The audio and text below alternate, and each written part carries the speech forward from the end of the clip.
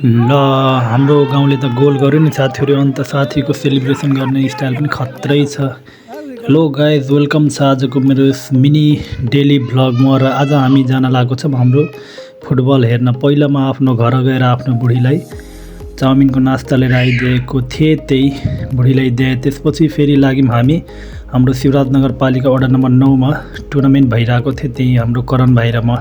यता देख्न सक्नुहुन्छ हाम्रो नेपालको झन्डा। वाओ, यो पुल चाहिँ हाम्रो वार्ड नम्बर 1 र वार्ड नम्बर 9लाई जोड्ने पुल हो। अनि त्यतै हाम्रो दामी पुल रहेको छ, तपाईँहरू पनि आउन सक्नुहुन्छ। त्यसपछि हामी लाग्यौँ फेरि बाइकमा सर। यो बजार देख्न सक्नुहुन्छ, यो बजार चाहिँ हाम्रो शिवराज नगरपालिका वडा नम्बर 9 बानियाभारमा रहेको बजार हो, तपाईँहरू पनि आउन सक्नुहुन्छ।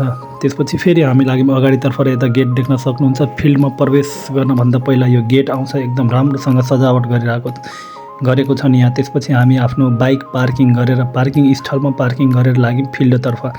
यता देख्न सक्नुहुन्छ बजार, यहाँ आएर जेरी खान सक्नुहुन्छ। त्यसपछि यता देख्न सक्नुहुन्छ फिल्डमा त्यो स्टेजहरू। र त्यसपछि लाग्यौँ फिल्डतर्फ। र यता देख्न सक्नुहुन्छ मेरो साथी। त्यसपछि साथीलाई मैले पान लिएर आइदिएको थिएँ, त्यसपछि मैले ल्याएर तिनले पान खाइरहेको छन् पुरा एकदम मिठो मानेर। त्यसपछि हामी हेऱ्यौँ गेम।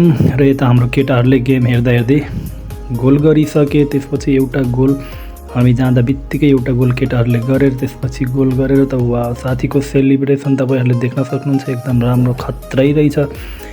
त्यसपछि खेल्दा खेल्दै केटाहरूको हाफ टाइम पनि भयो। र हाफ टाइम भइसकेपछि तिनीहरू आए यता बाहिर पानी खान। र यता देख्न सक्नुहुन्छ तपाईँहरूले यहाँ केटाहरू गेम खेलेर निकै थाकेको छन्, एकदम पुरा लोत परेछन्।